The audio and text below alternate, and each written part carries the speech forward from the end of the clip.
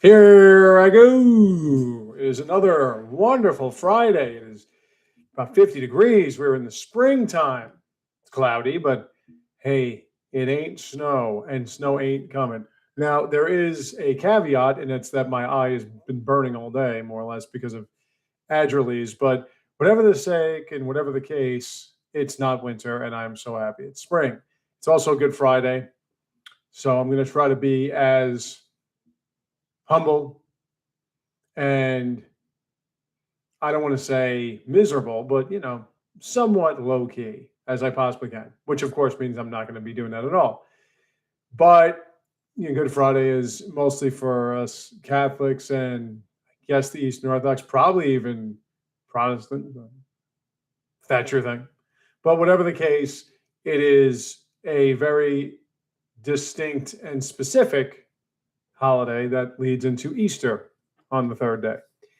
So, what am I doing to celebrate? Well, I'm going to go to see the Super Mario Galaxy movie tonight with my friend Scott from Suplex Music. We're going to do a review afterwards.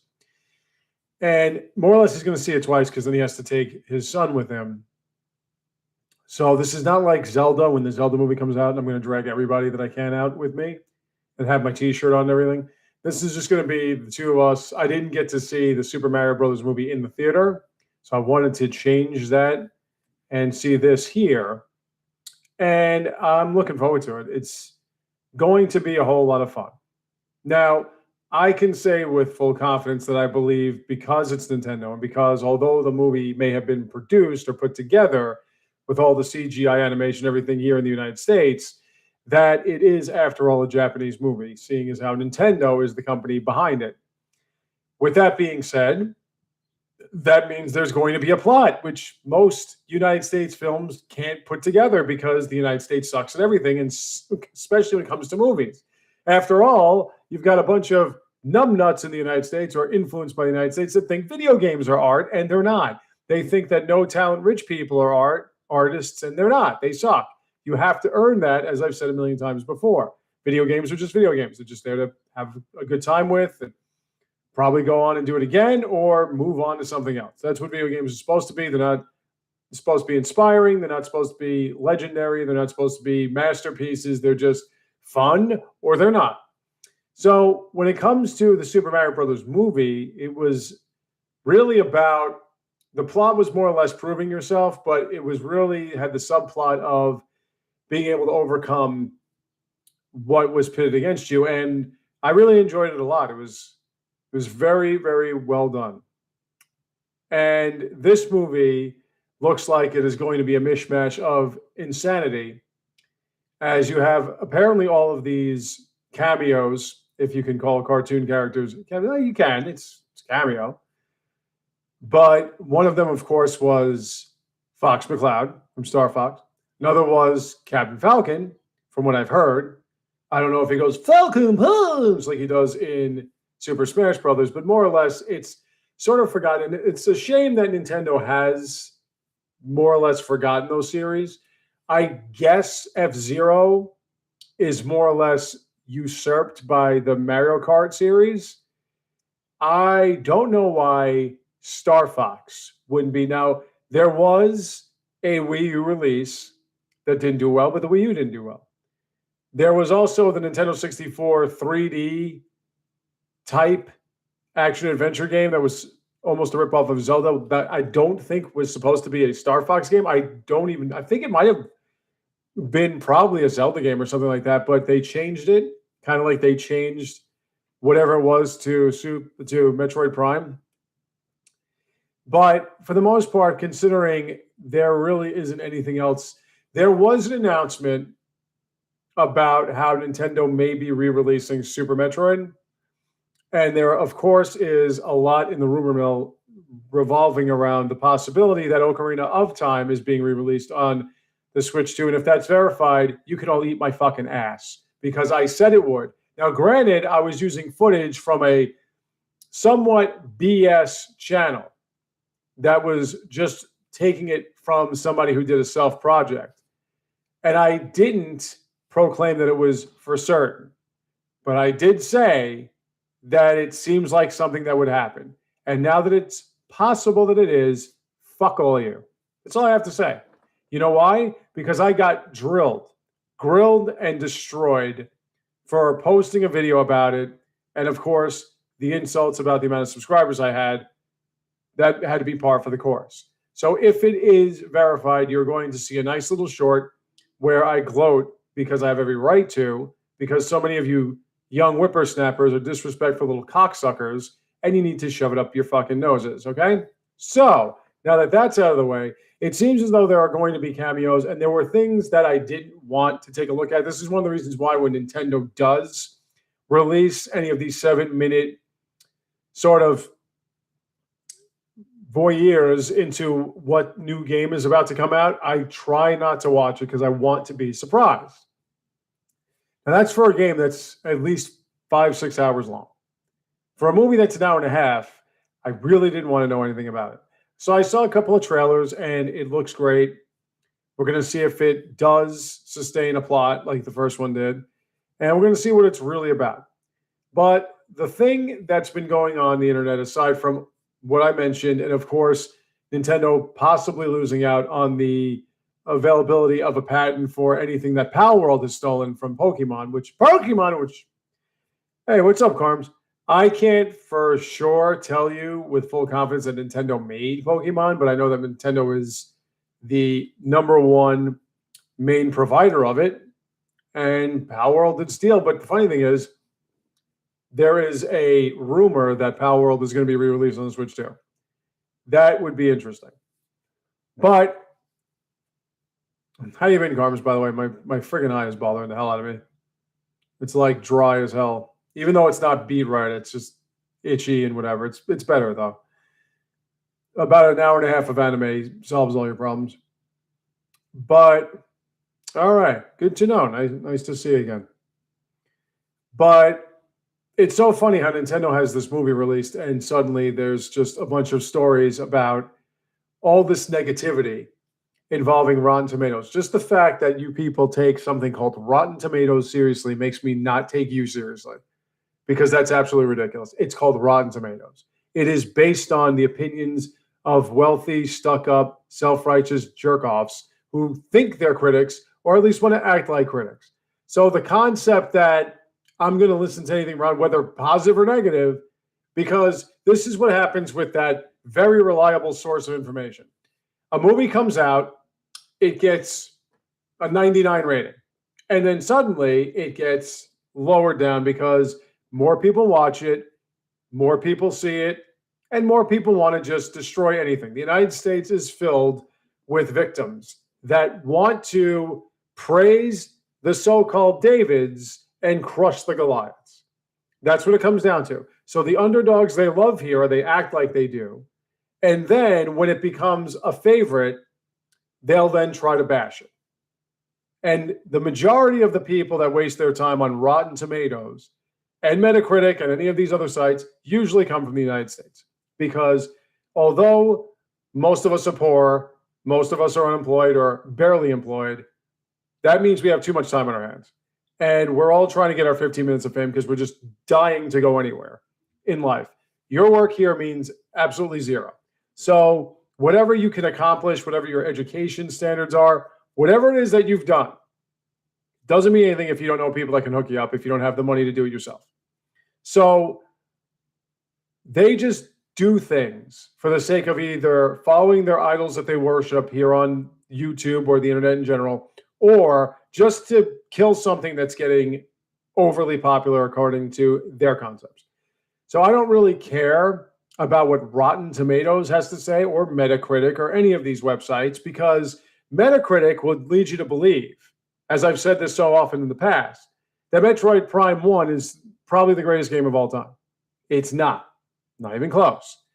But it'll also lead you to believe that any Metal Gear Solid game or any of the Uncharted games or any Sony exclusive in general is a top tier game, and that's bullshit because they suck.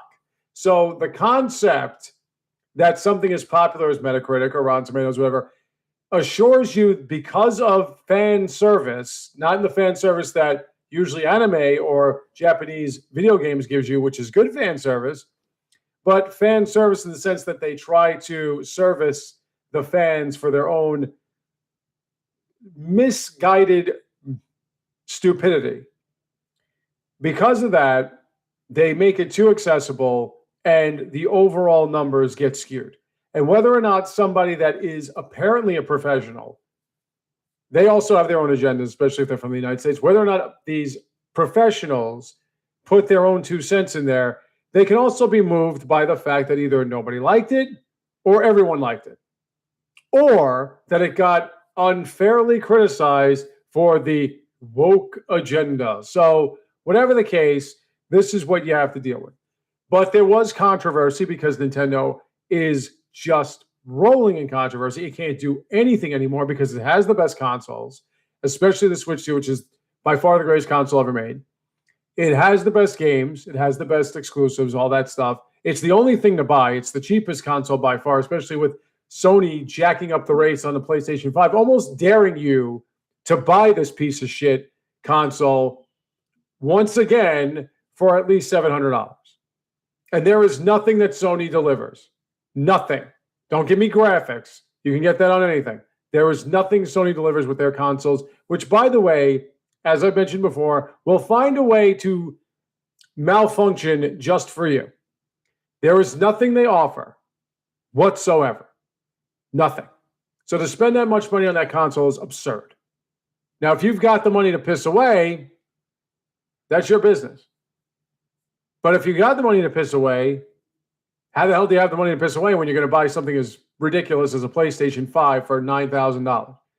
Whatever the case, Nintendo just delivered to the 200 million people on this planet that actually play video games the best you can possibly buy with more bang for your buck than any other console out there. And ever since the announcement, the internet wants to shit all over it. And the reason is because, as I mentioned before, it is now a threat to the pinnacle of gaming and PC gaming and all that stuff. It's now going to threaten that since all those games are coming to Switch 2. And because now it's on top. So because it's on top, it's time for the United States to try to influence the rest of the world to make it seem as if $450 is too expensive for a console that plays as a portable and as a docked and is top of the line in both cases, gives you game chat so you can sort of hang out with friends on the TV, and gives you game share options. Game share options means that the most anti-consumerist console of all time allows people who don't even have a Switch 2, much less a game on the Switch 2, to play it with somebody that has a Switch 2. So when you get something like a Donkey Kong Bonanza, which should have won Game of the Year by far, it's easily the best game that came out last year. When you have something like that, and you've got 2 or 3 siblings, friends, whatever, that have Switch 1s, I can share that game with them on the Switch 1. Now, it could be like in my place of business where I've been working for almost 20 years against every will that I have, but them's the breaks when you live in the United States. The fitness industry, where it's kind of like a free guest pass so that it could allure you. Of course, that's the primary concept, because it is a corporation that does have investors, and they have to think about their investors and the stockholders.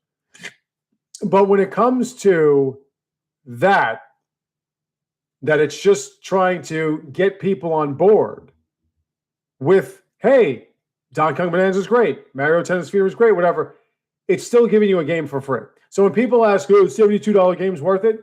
If you break it down to how many you can share it with for free, it's not a $72 game for them, which means that you could have paid up to about $20 for 4 consoles to have it. Anyone else doing this stuff? See, it's so funny when people keep making it seem as though the Switch 2 hybrid is just a handheld. And they keep asking stuff like, well, if the PlayStation 6 is a handheld, the PlayStation 6 is a handheld, which it's not. But if it is, well, then it's a handheld. It'll sell 50 million or so, like the PSP or the Vita. But is it going to threaten the Switch 2? No, because not only does the Switch 2 have the exclusives and the third party, but it also is a hybrid that plays 2 different ways. What are you not getting? So all of this again, has angered the internet enough to dump all over this movie when it just came out. Now, I don't really take to stock too much involving the 36 million opening day dollar bill total that it came out with because, dude, it took me 18 fucking bucks to buy a ticket. 18 fucking bucks. About 15 years ago, that was IMAX money. Not even. And just last year, when I went to go see the Marvel movies, it was $15. Now it's 18. So, if 10 million more people saw it, there's 30 million more dollars. So if 1 million more people saw it, there's another 3 million. That's because it's $3 more, at least here in the United States, or at least where I live in the United States, than it was last year. So even so, and either way, if you're charging $3 extra than you did earlier, or you did last year, or about $3.50 extra than you did per ticket when Super Mario Brothers movie came out, then the overall total amount of dollars made doesn't really matter because it's a skewed stat. Pretty much like the United States with all of its idiotic sports analytics stats, it's all based on your contemporaries, and your contemporaries are the lowest form of life when it comes to playing the sport. So I don't care about your wars or your D-wars or whatever. You're basing that off of the people that are playing then, in the ballparks you're playing then, not back in the past. Same thing with basketball, football, whatever. You change the rules, you make the game too easy to score because these superior athletes can't play the fucking same game. Usually it's because of the fact that they're spoiled rich kids that don't want to be told what to do. So the numbers are a little skewed in that sense. If it does make $360, $400 million opening week, yeah, I'm sure it will. The first movie made over $1 billion in a month. The Barbie movie made over $1 billion in a month because it's a title. Doesn't mean it's a good movie. It just means it's a title. So when people are talking about the Super Mario Galaxy movie and saying stuff like, it's just corporate slop, well, pretty much every movie in the United States is. There's no art here. Somebody else asked, does this movie need to be made? No, it doesn't. What movie does? Especially here in the United States. You're not telling any stories. You're either repeating what... this is how the United States makes movies. Okay, you ready? They take an idea that somebody else made. They take an idea that might have been something that was created in the 70s, 1870s, whatever. And either they repackage it in their own form as per, like, say, Guillermo del Toro's Frankenstein, which had nothing to do with Frankenstein.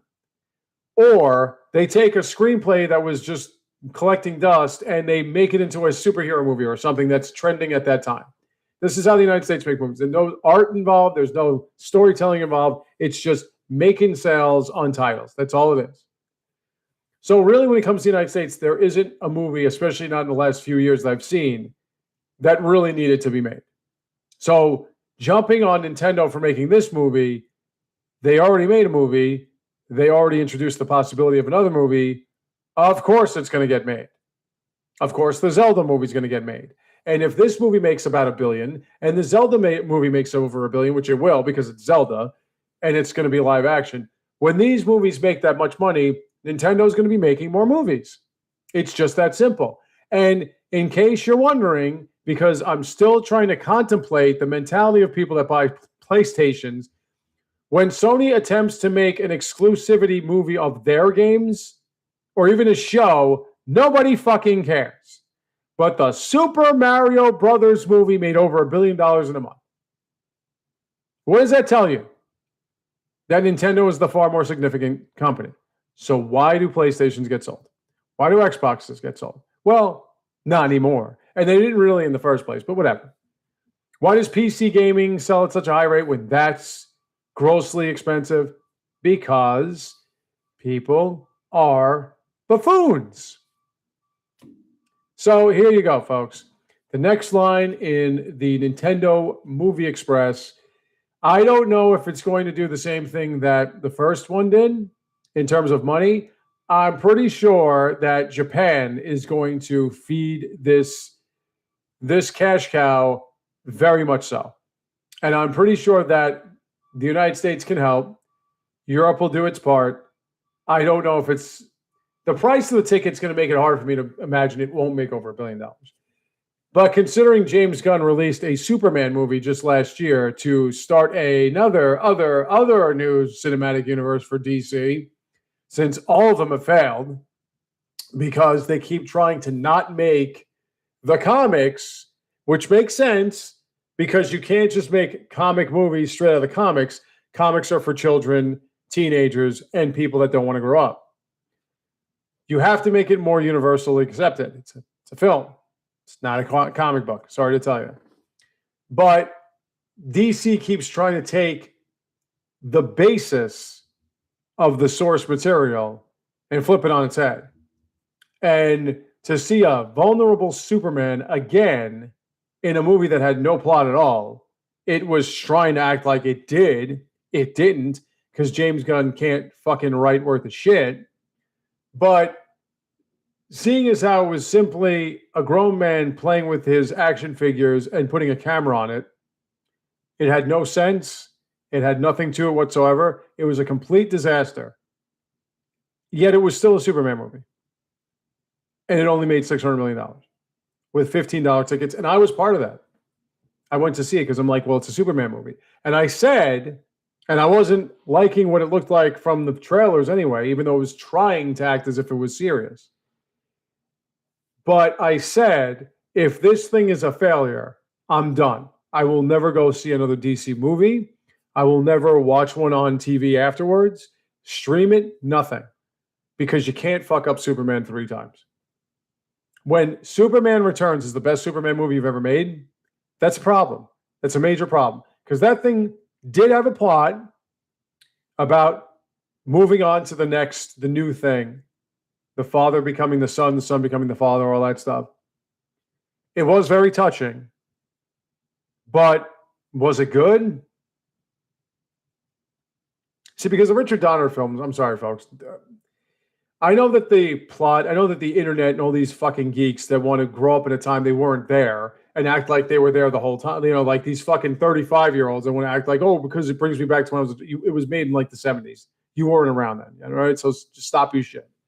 Like it was, I think the first one was released pretty much right before I was born, and I'm 10,000 years old. So the concept that you children know anything about the 70s or the 80s, you don't know shit. But whatever the case, all these people that want to live through the nostalgia of it, it was a goofy fucking series of movies that, by the way, put Lex Luthor in the sewers and had him hanging out with a guy named Otis, who was a bumbling buffoon. Now, I can understand why he would chill with Miss Tessmacher, because she was a flaming hot piece of ass back when the United States allowed that to happen. But let's be fair. Superman flew at the speed of a cat getting its ass taken out from a fire. I mean, it's just, come on.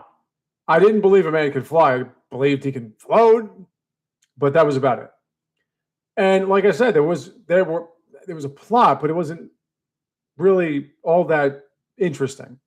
And the shit that was happening was, all right, whatever, man.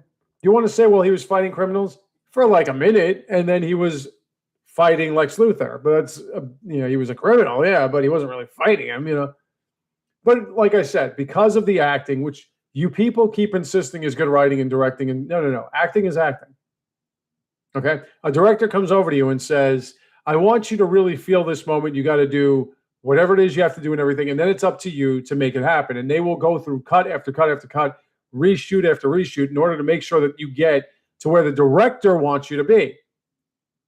But sometimes the director chose you anyway, and you're not doing your job. Sometimes the director didn't realize they can get that much out of you. It's really up to the actor. So if you write nothing but a bunch of baby talk, but people acted out really well, that's not good writing. Sorry to tell you.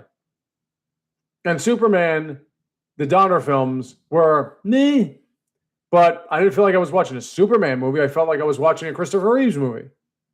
Superman Returns was a Superman movie. But was it a good movie? Man of Steel was monkey crap. It was trying to be two different movies in one. Once more, get a screenplay from 30, 40 years ago that was just collecting dust, even longer than that, and put a Superman thing in there.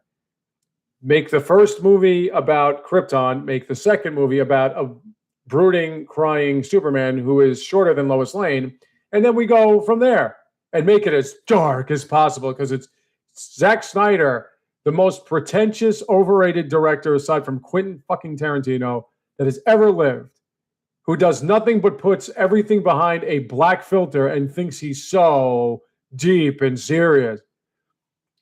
And then you have this pile of shit, which was the worst excuse of a movie I'd seen since the first Suicide Squad movie, which was the worst excuse I've seen of a movie since Poltergeist 3. So the concept that somebody like Doug fucking Walker, who calls himself a nostalgia critic, should be ashamed of himself that he thought it was good. If you think you're a critic and you just keep talking about the problems with, same thing with Avengers Endgame. You're talking about the problems. You're mentioning that these movies have these terrible issues, but because of two scenes, because of the action, what the fuck do I care? It's supposed to be a critic, right? What does the action matter? What is Superman spinning in an indiscernible circle with his eye lasers blasting all over the place, giving himself red eyes? What has that got to do with a good film? You try to, in one movie, throw cloning, nanotechnology, black holes, pocket universes, a whole war between two countries nobody's even heard of unless you're really into the comics, because you know that's DC. We read Cliff's Notes. We're going to throw it in where it doesn't belong. People talking about world building and shit like that. Meanwhile, I've said this a billion times before, and I'll say it again. Episodes 1, 2, and 3, the best United States made movies in a long time. That universe building was far beyond anything that anybody's done in these movies that you like. So once more we get down to, which leads me to my original point about this film, the geeks, not the nerds. Nerds are smart. The geeks that have all the money and all the influence see a trailer, have their own personal issues with something, and they're going to crush it. You can nitpick every movie, and you can take whatever films. The United States gave the highest accolade in the Academy Award for Best Picture to a movie that was Taken starring Leonardo DiCaprio, who's becoming the new Nicolas Cage. He's overacting on every fucking line now. I mean, that's the best movie you've got that year? Fucking, I'm sure Captain America Brave New World was better than that. I'd watch the trailers and go, this isn't real, right? Tell me this is a Leonardo DiCaprio personal project. Because this just looks too fucking stupid. I've seen this movie a million times before. The guy who can do all these amazing things, but he's been out of work for a while trying to save someone close to him. This is the best the United States has to offer in the film industry. So you know what I'm going to say? I'm going to say it boldly. Super Mario Galaxy movie is probably going to be the best movie the United States has made in a long time. Because the Super Mario movie was a solid film in every way. Even with the licensed music and everything, still a solid flick. And you know one of the reasons why? It didn't talk too much. It let the cinematography do the work for it. So now we're going to see. Tonight is the night. We're going to go out there. We're going to take a gander, come back and do a review. But I just love how Nintendo can't even release a family-friendly film without the internet having a fucking hard-on for it. It's like amazing. Nintendo can't do any good for you guys. Doesn't make any sense. Best company out there. The most upfront, solid, consumer-friendly company. And because of the Switch 2's release, you people want to destroy it every which way you can. And not even just the console, the games, whatever. The movie is breaking records too. Now, as I've said, this isn't about tickets sold. This is about money made. And that stat is skewed because of the fact that you jacked up the cost of tickets. Must have been the gas prices, right? Because the gas prices went up because, once again, some other people needed property destroyed in some other country for their insurance purposes, and they call it a war. But whatever the case, you know, ticket prices went up by $3 from when I bought a ticket, which was, when was it? It was about June of last year, not even a year ago. Ticket price went up significantly. Significantly. So hearing about how it's making all this money, that's fine. But how many tickets were sold? That's all that matters to me.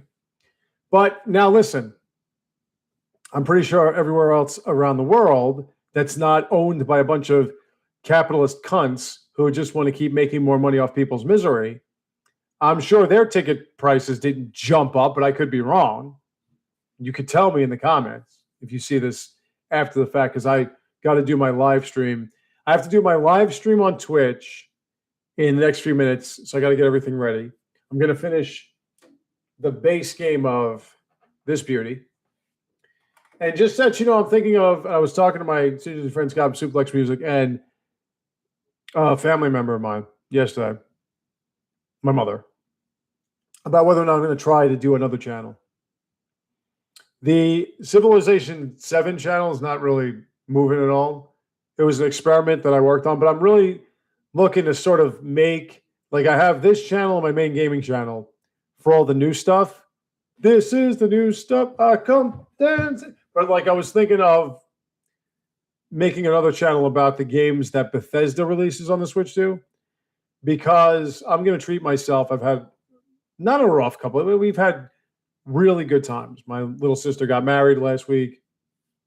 Everything was fine and dandy, and we had a good time. My other sisters and I did. Family and parents, my dad's second wife, the family members that came, all the friends, we all seemed to enjoy ourselves. So that was fun.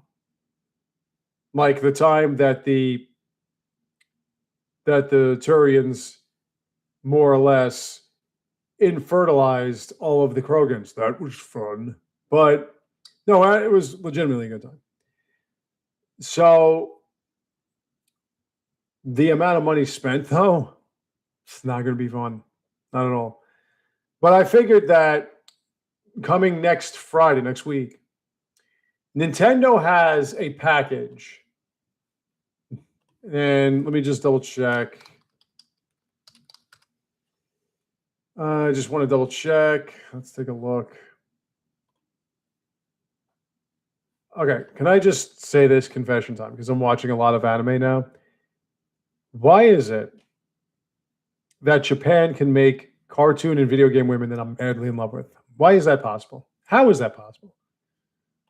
But anyway, so, and I also have to admit this, that I think Tomodachi Life is a game I'm going to have to get eventually. I'm really convinced about that, but let's take a look. Fallout, let's take a look. Okay, so we have this. This package is, now you can't see this because you're not looking, but this package is the Elder Scrolls 5 Skyrim Anniversary Edition and Fallout Anniversary Edition bundle. It's like $90. Now, I don't know if this is the Nintendo Switch 2. It seems like it's Nintendo Switch 2 version. But whatever the case, which I say way too often now, you should always be logged. I should always be logged in here. Sign in. Come on now.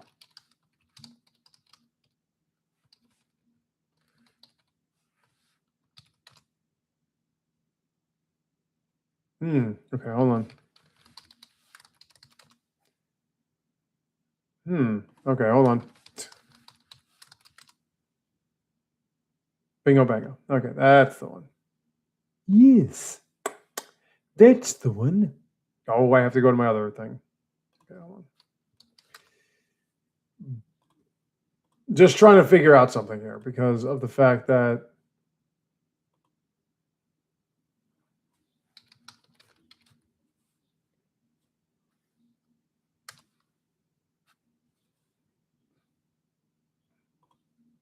let's go to the password, dude.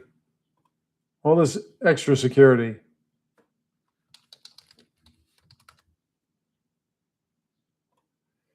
Let me just get my thing. Get out of here. God, holy shit, man. Fucking Tiger Woods. Guy gets all these gorgeous blonde women. All right. So let's see this.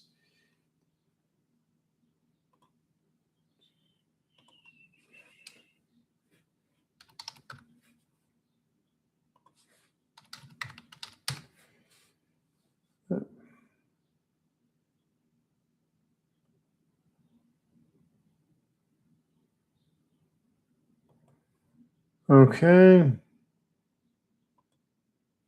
Should be good. So, like I was saying, they have this package. I'm going to get both. And then, of course, we are going to be getting Elder Scrolls 4 Oblivion, of course. So, fucking why not? Why don't you have it listed? You're killing me. Killing me. Killing me.